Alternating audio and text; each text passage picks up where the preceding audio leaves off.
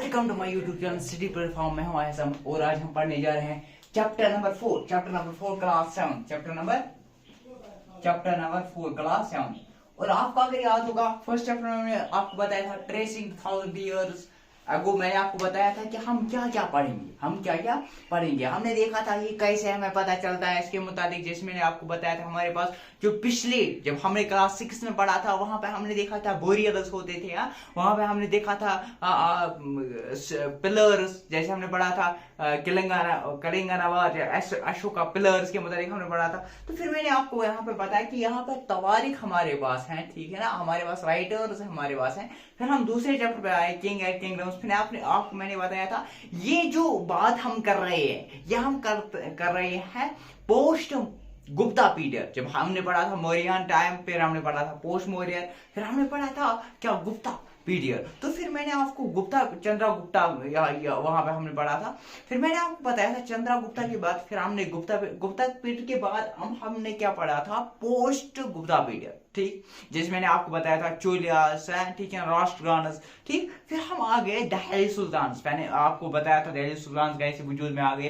फिर हमने दिल्ली सुल्तान में क्या क्या पढ़ा। हमने देखा था महमूद गजनी यहाँ आ गया, 7 टाइम उसने रेड किया। फिर महमूद गजनी के बाद महमूद गोरी उसका सन यहाँ पे आ गया, उसने रूल करना स्टार्ट कर दिया, ठीक है ना। तो 4 साल के बाद फिर वो चला गया। तो फिर इसने जो अपना रूल यहाँ पे किसको दिया था, कुतुबुद्दीन ऐबक को, ठीक है ना, जो स्लेव डायनास्टी का यहाँ पे इनिशिएट हो गया था। कुतुबुद्दीन ऐबक था, शमसुद्दीन अल्तुतमिश, फिर रजिया थी। फिर हमने वो देखा था कि कैसे उस डायनास्टी के बाद फिर तुगलक, फिर खिलजी डायनास्टी आई, अलाउद्दीन खिलजी के बारे में हमने पढ़ा था, ठीक है ना। फिर हमने देखा था सैयद आए थे, लोधी आए थे। तो इसी को हम आगे कनेक्ट कर रहे हैं। अब जो हम पढ़ने जा रहे हैं मुगल एम्पायर।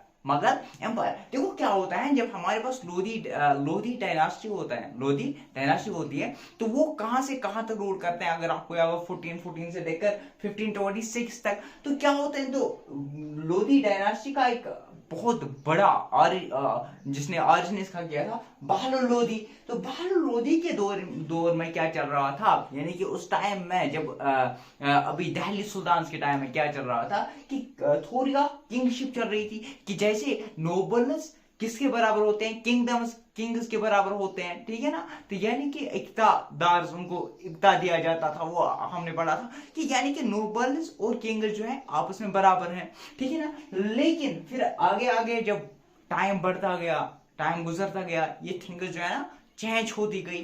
फिर क्या हो गया, फिर बहलोल लोधी के बाद फिर आ गया नाजिम खान जिसको सिकंदर लोधी भी कहते हैं। नाजिम खान के बाद हमारे पास आ गया है इब्राहिम लोधी। कौन आ गया, इब्राहिम लोधी। तो इब्राहिम लोधी के टाइम में इसने डिसरेस्पेक्ट करना स्टार्ट कर दिया, यानी कि इसने नोबल्स की डिसरेस्पेक्ट स्टार्ट कर दिया। और इसी द्वारा दौलत खान लोधी ने इन्वेट किया है बाबर को यहाँ पे आने के लिए। उसने बाबर को इसलिए इन्वेट किया कि आप जो इब्राहिम लोधी को इसको सबक सिखाओ, उसको खत्म करो। तो फर्स्ट बैटल ऑफ पानीपत होता है 1526 में। तो यहाँ पे बाबर आ जाता है। तो यहाँ तक आपको क्लियर, यानी कि हमने कनेक्ट किया है जो हमने दिल्ली सुल्तान के मुताबिक पढ़ा था, कैसे कनेक्शन यहाँ पे आ गया। हम अब कैसे मुगल एम्पायर का यहाँ पे इनिशिएट हो गया। तो यहाँ तक क्लियर, यानी कि आपको ये समझ आ गया है कि हम दिल्ली सुल्तान से निकल के अब मुगल एम्पायर में आ गए हैं, ठीक।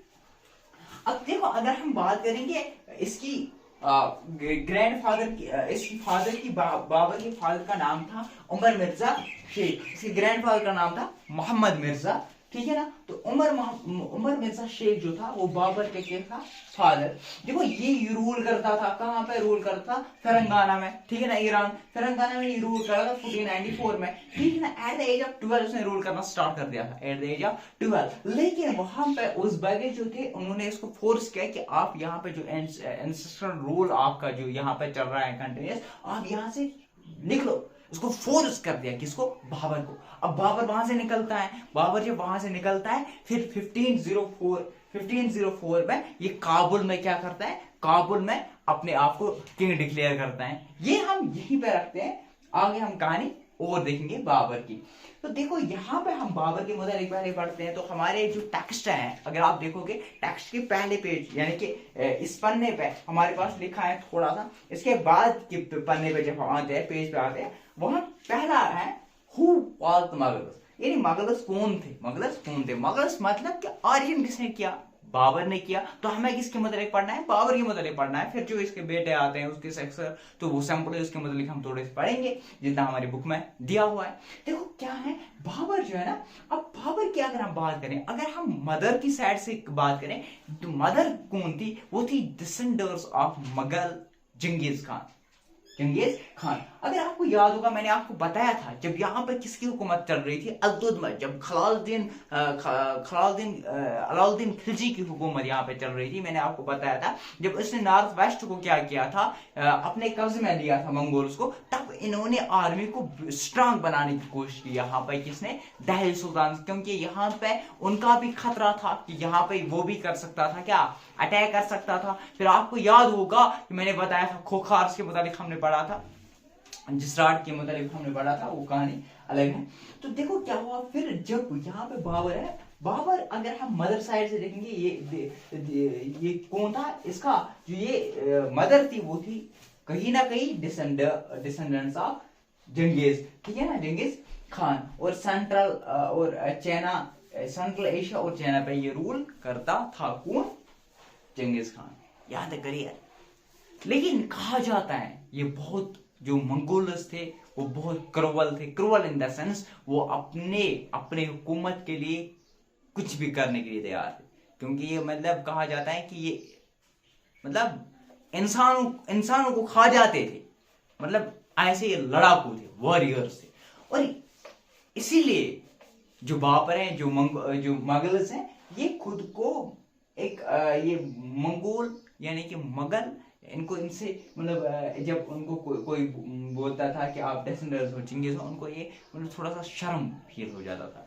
तो अगर फादर की तरफ हम देखेंगे तो दैट इज ये क्या थे, ये था सक्सेसर ऑफ तैमूर। अब सक्सेसर ऑफ तैमूर के बारे में आपको पता होगा कि 1398 में इसने क्या किया था, इसने दिल्ली को कैप्चर किया था। इसके अलावा तुर्की, इराक और ईरान, तैमूर का रूल था, तैमूर का। तो ये प्राउड फील करते थे जब उनको कोई बताता था कि आपका जो इंस्टर है वो तैमूर है, याद करिए। तो ये था। अब देखो क्या होता है, अब ये काबुल में आ गया, जब ये यहाँ तो आपको मैंने बताया था, यहाँ पे फर्स्ट बता काबुल में ये पहली उमर मिर्जा शेख, उसके बाद बाबर जो है इसको यहाँ से फरेंगा से निकाला गया। फिर ये कहाँ पे आ गया, ये आ गया काबुल में, और काबुल में इसने खुद को क्या किया, डिक्लेयर किया एज ए किंग। देखो जब हुकूमत की अगर हम इसकी बात करें, कब तक इसने हुकूमत की, 1526 से लेकर 1530 तक उसने हुकूमत की। लेकिन ये बहुत जंग उसने लड़ी है, बहुत बैटल्स उसने लड़े हैं। देखो अगर हम बात करेंगे 1526 से लेकर 1530 तक इसने हुकूमत की। काबुल में कब आया ये, 1504 में, वहां पे किंग बना। जब ये वहां पे किंग बना, इसने क्या किया, जब काबुल पे किंग बनाई, इसने क्या किया, इसने वहां पे जो अफगान थे, ठीक है ना, इनको अपने साथ किया। इनको बताया कि हम किस पे हुकूमत करेंगे, हम इंडिया पे हुकूमत करेंगे। तो आ गया वहां से और लड़ाई स्टार्ट कर दी, ठीक है ना, बैटल स्टार्ट कर दी। किसके साथ बैटल स्टार्ट कर दी, इब्राहिम लोदी के साथ, यानी फर्स्ट बैटल ऑफ पानीपत। लेकिन अफगान को उसने क्या बताया, उसने बताया कि जो मैं वहां से वलत हासिल करूंगा, जो मैं दौलत वहां से हासिल करूंगा, वो मैं आपको दूंगा। तो सिंपली अफगान ने उनको सपोर्ट किया। तो क्या हुआ, फर्स्ट बैटल ऑफ पानीपत उसने जीत लिया विद हेल्प ऑफ अफगान। तो सिंपली सी बात है, first battle of Panipat Bharat जो है वो डिस्ट्रीब्यूट इसने किया है काबुल में। तो फिर क्या हुआ, नाउ इसने क्या किया ना, उसको चाह थी और आगे एक्सपेंड करने की अपनी हुकूमत। तो ये अगर एक्सपेंड करने थे, उसके बीच में आगे कौन, राजपूत। अब राजपूत आगे, वो किसी को मानते ही नहीं थे। अब अफगान इसने जो हमारे पास बाबर है, बाबर ने क्या किया, बाबर ने अफगान को बोला कि हम लड़ेंगे, किसके साथ लड़ेंगे, राजपूत के साथ। तो अफगान जो है वो क्या वो काबुल के बाद जब उन्होंने यहाँ पे इंडिया पे हुकूमत की, अब अफगान डर गए। अफगानों ने बोला तो हम तो भैया हम तो ये नहीं कर पाएंगे, क्योंकि राजपूत जो है वो बहुत सारे पावरफुल रूलर्स हैं। अब इसने क्या किया, इसने मुस्लिम हिंदू को उठाया, मुस्लिम हिंदू को उठाया। तो इसका एक ही मकसद था, ये नहीं था हुकूमत करने, मतलब ये नहीं था कि हिंदू मुस्लिम को आपस में अलग अलग करे ना, उसको हुकूमत चाहिए थी, हुकूमत। इसीलिए उसने बताया ये हिंदू है इसको खत्म कर दो, ये मुस्लिम है। जो बहुत सारे देशों में जब हुकूमत, जब पॉलिटिक्स, आपको लगता है ना कहीं कहीं पे बहुत सारी जगहों पे ऐसा होता है कि जब लीडर को लगता है मेरी पॉलिटिक्स यहाँ पे वीक है कि मैं नहीं जीत पाऊंगा, वो मुस्लिम हिंदू दंग फसाद वही उठाते हैं। तो मैं समझ, तो दैट मीन्स कि यहाँ पे कुछ ऐसा हुआ, इसने हिंदू और मुस्लिम क्या किया, हिंदू मुस्लिम उठाया यहाँ पे। तो हिंदू मुस्लिम से क्या हो गया कि राजपूत से अब ये अफगान को जुनून आ गया। अब जो राजपूत इसको मान गए, जिसने एक्सेप्ट किया बाबर एज ए किंग, वो उनसे शादी करने लगे, आपस में शादी होने लगे बाबर और इसके दरमियान। अब जिन्होंने नहीं माना उसके खिलाफ जो है ना ऑर्डर दिए गए था ना, तो दैट मीन्स कि फिर राजपूत, फिर इसके बाद अब मैरिड हो गए कुछ। अब हमें समझ आ गया कि राजपूत के खिलाफ भी इसने लड़ा है। तो फिर फर्स्ट बैटल होता है, फर्स्ट बैटल ऑफ खानवा 1527 में फर्स्ट बैटल ऑफ खानवा होता है, जो बाबर और राणा संगा के बीच होता है। जो राजपूत रूलर था और रंगा साना यहाँ पे हार जाता है 1527। फिर दूसरे साल 1528 में और एक होता है बैटल ऑफ चंदरी, जो किसके बीच में होता है, बाबर वर्सेस मादिनी राय और बाबर के बीच, और यहाँ पे मादिनी राय हार जाता है। फिर 1529 में बैटल ऑफ गागरा हो जाता है बिटवीन बाबर एंड महमूद लोदी। तो यहाँ पे क्या हो जाता है, यहाँ पे 1929 में बैटल होता है गागरा का। 1930 में जो है बाबर इस दुनिया से चला जाता है। इसके बाद आता है हमारे पास हुमायूं जो है, उसकी अगर हम बात करेंगे 1530 से लेकर 1540 तक ये हुकूमत करता है पहली बार। तो फिर उसके बाद उसका दूसरा स्टेज स्टार्ट होता है 1555 से लेकर 1556 में, और 1566 में जो है इसकी डेथ हो जाती है। तो देखो असल में क्या हो जाता है, divide his interest according to with a father, जैसे इनहेरिटेंस जैसे क्या होता है, तो अभी हम पढ़ेंगे आगे भी। तो जैसे कि एक फादर के कुछ बेटे हैं, 2 बेटे हैं, अब उसमें तो डिवीजन होता है, रूल था, इसको भी डिवाइड किया जाता था। अब इसने जैसी बाप ने वसीयत की थी, जैसे बाबर ने वसीयत की थी, उसने एज पर दैट के अलग अलग से डिवाइड किया था हुकूमत को। यानी कि ये प्लॉट, जैसे हमारे पास कुछ प्लॉट होगा, यहाँ पे एक प्लॉट है हमारे पास, ये प्लॉट एक ब्रदर होती है, ये प्लॉट दूसरे ब्रदर होती है, ये फिर प्लॉट। तो एज जैसे उसने उसके फादर ने बताया था उसी हिसाब से उसने डिवीजन स्टार्ट कर दिया था। लेकिन मिर्जा करम जो था वो मतलब ये एक्सेप्ट इसने नहीं किया, तो वो इसके खिलाफ बहुत बार लड़ाई की है, उसने इसके साथ साजिश रचाई है इसको खत्म करने की। यहाँ पे क्या होता है, शेर शाह जो है वो चास और कनौज में इसको हरा देता है, ठीक है ना, चास और कनौज में 1539 और 1540 में इसको हरा देता है, किसको, माया को, और इसको ये बताता है कि आप ईरान चले जाओ। फिर ये ईरान चला जाता है। अब ईरान तो ये नहीं चला जाता, लेकिन ये जाता किसके पास, ये जाता है मिर्जा करम के बाद। लेकिन मिर्जा करम उसको अपनी हुकूमत वालों को बोलता है कि बिफोर कि ये यहाँ पे आ जाए उसको खत्म ही कर दो। अब दूसरे साइड से उसको, यहाँ से भी उसको प्रॉब्लम, यहाँ से भी ब्रदर के साइड से उसको प्रॉब्लम, ये चला जाता है ईरान। लेकिन ईरान में जब 1555 में ये मदद लेता है किसका, ईरान सफेद शाह की मदद से कैप्चर करता है फिर से दिल्ली को। लेकिन 1930 में लेकिन 1556 में इसकी मृत्यु हो जाती है, यानी इसकी डेथ हो जाती है। तो इसके बाद हमारे पास आता है अकबर। तो अकबर आ जाते हैं। तो अकबर के रीजन को हम 3 हिस्सों में डिवाइड करते हैं। अकबर 13 इयर्स के एज में क्या बन गया, रूलर बन गया। तो अकबर का अगर हम अकबर का हुकूमत की बात करेंगे तो उसको 3 रीजन्स में हम क्या कर सकते हैं, डिवाइड कर सकते हैं। पहला जो है 1556 से लेकर 1570 तक, फिर 57 से लेकर 1585 तक, फिर 1585 से लेकर 1605 तक, यानी कि 1556 से लेकर 1605 तक इसने क्या किया, रूल किया। अगर हम पहले बात करेंगे जब उसका 1556 से लेकर 157 तक का जो टाइम था, जो पीरियड था, उस टाइम क्या हुआ, एक तो ये इंडिपेंडेंट होने लगा। इंडिपेंडेंट होने का मतलब क्या है, ये अब खुद से काम करने लगा, बड़ा होने लगा। तो जो हमारे पास था बहराम खान कौन था, जिसने सपोर्ट किया था हुमायूं को भी बहुत ज्यादा, इससे ये इंडिपेंडेंट होने लगा, अब ये अलग होने लगा, अब ये काम जो है खुद करने लगा, यानी कि उसको इतनी फिक्र आ गई, इतनी दिमाग में आ गई, और मिलिट्री कंपेन्स जो है इसने लॉन्च करना स्टार्ट कर दिया। कहाँ मिलिट्री कंपेन्स उसने अपने भेजे हैं, सूरिया, अफगान, मालवा, गुवाना, और इसके अलावा जो उसका हाफ ब्रदर था मिर्जा हाकिम जो था उज्बेक वहां पे भी उसने मिलिट्री कंपेन जो अपने कंपेन्स क्या किए, वहां पे भी कंपेन्स वहां पे लॉन्च किए, ठीक है ना।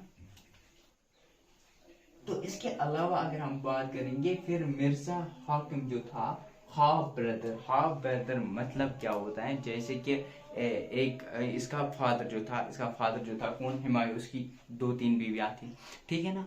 अब तो ये जो था कि उसकी बीवी का दूसरी बीवी का बेटा था, ठीक है ना, उसके साथ भी बहुत सारी लड़ाई हुई। इसके बाद है 1570 से लेकर 1585 का अगर हम टाइम बात करेंगे, यहाँ पे भी कंपेन्स जो है कंटिन्यू चले, ठीक है ना, कंपेन्स कंटिन्यू हो गए थे गुजरात, ईशा, बिहार, बंगाल एंड उड़ीसा, ठीक है ना। तो इसके अलावा जो रिवोल्ट हो गए यहाँ पे 1579 से लेकर 1580 तक, किसके खिलाफ, मिर्जा हाकिम के खिलाफ। तो यहाँ करिए, फिर है हमारे पास जो तीसरा पीरियड आता है, तीसरा रूल आता है, वो है 1585 से लेकर 1605 तक। तो यहाँ पे जो है अपनी हुकूमत को, यानी अपने रूल को ये और आगे एक्सपेंड करते हैं। कहाँ पे ये एक्सपेंड करते हैं, यहाँ कंपेन जो है अलग और आगे बढ़ाते हैं। तो नॉर्थ वेस्ट से लेकर कंदहार, काबुल, कश्मीर। तो इसका आपको याद होगा, मैंने आपको कश्मीर में बताया था यूसुफ शाह चक, ठीक है ना। तो यहाँ पे यूसुफ चक की हुकूमत हो जाती है, फिर उसको इम्प्रिजन किया जाता है, फिर उसको जलाई वतन किया जाता है। तो कलंदर और काबुल और कश्मीर के यहाँ पर डेथ, फिर इस टाइम क्यों होता है, इतना एक्सपेंशन क्यों हो जाता है, क्योंकि यहाँ पर डेथ हो जाती है मिर्जा हाकिम की, जो उसका हाफ ब्रदर था। और इसके अलावा रिबिल ऑफ सालिम जो सालिम है, यानी कि जहांगीर जो था, इसका क्या था, इसका बेटा था। अब उसके बहुत सारे बेटे थे, मैंने आपको बताया था मगल एम्पायर इस बात पे यकीन करते थे कि जो हमारा सन होगा, जो जितने हमारे सन होंगे उसमें क्या करेंगे, रूल करेंगे डिवाइड। देखो अगर एल्डर्स की बात करें, कई पर रूलर्स क्या करते थे, वो जो एल्डर ब्रदर होता था इसको रूल दे देते थे। तो इससे क्या हो जाता था कि इस भाइयों में क्या है, इख्तिलाफात नहीं होते थे। अब यहाँ पे क्या हो जाता था, रेबिलन जो सालिम है उसका बेटा है, उसी के खिलाफ हो जाता है एट द लास्ट ईयर। तो कहा जाता है कि इसने जहर दिया, वो कन्फर्म नहीं। तो इसके अलावा जो जहांगीर ने कहां से हुकूमत की है, 1605 से लेकर 1627 तक, यानी कि जहांगीर का मतलब है कॉन्कर ऑफ द वर्ल्ड। ये मैंने आपको इससे पहले भी बताया था, जब हिस्ट्री ऑफ जैन के हमने किया था। अब इसने मिलिट्री कंपेन्स को क्या किया, आगे बढ़ाया था, ठीक है ना। इसने भी कंपेन्स जो है आगे बढ़ाया था, और जैसे कि अकबर आगे बढ़ाता गया, जैसे अकबर एक्सपेंड करने लगा अपनी हुकूमत को, ये भी एक्सपेंड करने लगा। इसने मिलिट्री कंपेन्स को आगे बढ़ाया, और ससुदिया जो है रूल ऑफ मेवाड़ अमर सिंह जो है, इसने एक्सेप्ट किया था मुगल एम्पायर, मगर इससे पहले इसने एक्सेप्ट नहीं किया था। और इसके अलावा लेस कंपनी अगेंस्ट सिक्स, अब यहाँ पर जो है ना कंपनियंस इतने नहीं हुए अगेंस्ट सिक्स, हाँ, ओम एंड अहमदनगर, ठीक। अब प्रिंस जो है खुरम, यानी कि प्रिंस खुरम कौन है, ये शाही जहां है, इसने रिबल स्टार्ट कर दिया, रिबल इन द सेंस, इसने बगावत स्टार्ट कर दी। अब बहुत सारी कहानी है, अगर हम उस तरीके से पढ़ाएंगे तो फिर बाबर का एक बोर्ड हो जाएगा अलग से, इसका अकबर का अलग से, हाँ, फिर जहांगीर का अलग से। लेकिन जितने हमारे टेक्स्ट बुक में है मैं वही लेके चलता हूँ। शाहजहां जो है, शाहजहां ने 1627 से 1627 से लेकर 1655 तक क्या क्या रूल किया, जिसको हम क्या बोलते हैं, जिसको हम बोलते हैं king of the world, Shahjahan. जैसे है ना, शाह मतलब किंग ऑफ द वर्ल्ड, जहां मतलब दुनिया, ठीक है ना। तो मुगल कंपनी ने इसने कंटिन्यू की, इसने एक्सपेंड कंटिन्यू किया। इसके अलावा अकबर नोबल जो अफगान नोबल खान जहां लोधी जो है, इसने इसके अलावा रिबुल्ट किया था, लेकिन वो हार गया, ठीक है ना। इसके खिलाफ ये गया था, किसके खिलाफ, शाहजहां के खिलाफ। और इसके अलावा इसने सीज किया है, ठीक है ना, बखल फ्रॉम द उज़्बेक कलंदर इसने, लेकिन उज़्बेक से तो इन बखल किया, लेकिन इसने कलंदर को क्या किया, लास्ट किया। इनकी कलंदर जो है उससे वापस लिया गया, किसने, सफविद से, ठीक है ना। और फिर क्या होता है, वॉर एमंग सन्स, और इसके बेटों का आपस में लड़ाई हो जाते हैं। जैसे ये कंटिन्यू, अकबर के बाद जब हमारे पास आ जाता है, अकबर के बाद जो जहांगीर आता है, जहांगीर भी यही कर रहे हैं। और जहांगीर के बाद जहांगीर शाहजहां खुद करते हैं किसके साथ, अकबर के साथ गलत। तो गलत इन द सेंस कि वो रिबल करते हैं उसके खिलाफ। तो ऐसे ही जो इसके बाद जो आता है जहांगीर के बाद शाहजहां, वो भी करते हैं। तो फिर जो हमारे पास आता है औरंगजेब। औरंगजेब मतलब आप ये बताओ कि लास्ट रूलर होता है जो स्ट्रांग रूलर है। इसके बाद जो मुगल एम्पायर है ये डिवाइड हो जाता है।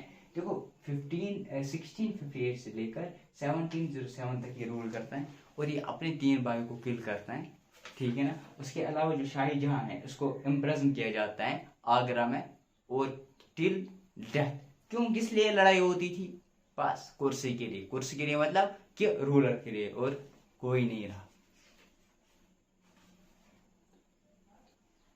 तो नॉर्थ ईस्ट ओमानस जो है इसको डिफ्यूट किया गया 1663 में। इसके अलावा कंपेनस नॉर्थ वेस्ट साइड से यूसफिजियास एंड सिख टेम्परी जो है, टेम्परी सिख उसको सक्सेसफुल वहां पे उनका रूल था टू सम एक्सटेंड।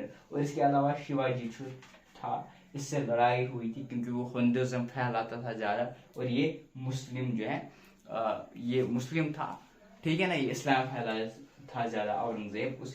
इसके अलावा फिर यहाँ पे होता है अकबर रिबेलर। अकबर रिबेलर मतलब उसका प्रिंस अकबर, ये अकबर नहीं बल्कि दूसरा अकबर रिबेल करता है इसके अगेंस्ट, ठीक है ना। फिर तो मतलब कि फिर कहानी आगे बढ़ती है, तो वो हमें नहीं पढ़ना है, हमें यहीं तक पढ़ना है, औरंगजेब, शाहजहां, जहांगीर, फिर हम पढ़ेंगे वो 11th में आराम से। तो होप आपको ये लेक्चर पसंद आ गया होगा, आपको समझ आ गया होगा कि कैसे इनिशिएशन आप हमारे पास आते हैं एम्पायर, मुगल एम्पायर, कि कैसे जो हमारे पास दिल्ली सुल्तान हैं वो खत्म हो गए। फिर हमने देखा है कैसे बाबर आ गया, इन्वेड किया इसने इंडिया को। फिर काबुल के बाद फिर यहाँ पे राजपूत से लड़ाई स्टार्ट कर दी है ना, इंडिया में आ गया, यानी कि इंडिया में आ गया, ठीक है ना, इंडिया को अपने कब्जे में लेके गया। इंडिया के बाद बाबर के बाद फिर हमने हुमायूं को देखा, ठीक है ना, हुमायूं के बाद हमने अकबर को देखा, फिर हमने किसको देखा, फिर हमने जहांगीर को देखा, जहांगीर के मुतालिक हमने पढ़ा, फिर हमने शाहजहां के मुतालिक पढ़ा, फिर हमने लास्ट रूलर यानी औरंगजेब के मुतालिक पढ़ा, ठीक है ना। तो होप आपको ये लेक्चर पसंद आ गया होगा। तो मिलते हैं अगले लेक्चर में, तब तक बने रहे हमारे यूट्यूब चैनल के साथ।